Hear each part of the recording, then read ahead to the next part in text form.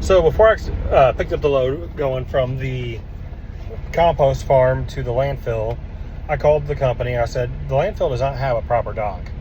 I used to go out there every day. They said, yeah, they do.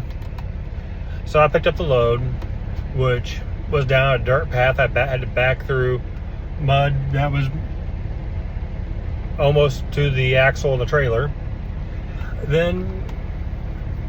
So I got loaded. I went to the landfill this morning. No proper dock. I had to go to the top of the mound where I actually dumped the coal ash at.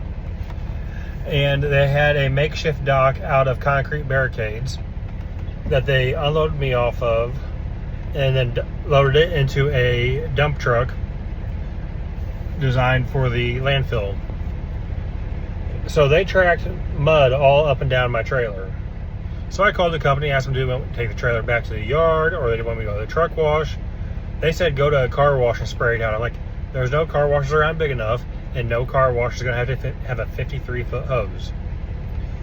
So then they told me to go down to Paducah to get it washed out. I said the truck wash in Mount Vernon is closer and they're the same distance to the receipt that my next shipper. And they found me a car towing company that will wash out. So I went and got it washed out. Then I went and picked up my next load, which was a drop and hook at a book supplier in Marion. And I've driven today. I've only driven 300 some miles a day, but I'm tired. I'm 2 hours from my receiver and getting close to Chicago. There's not much of a chance of finding parking much closer unless I go to Planet Fitness. I don't feel like that tonight. So I'm going to go ahead and park for the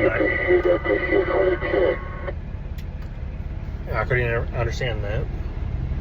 But,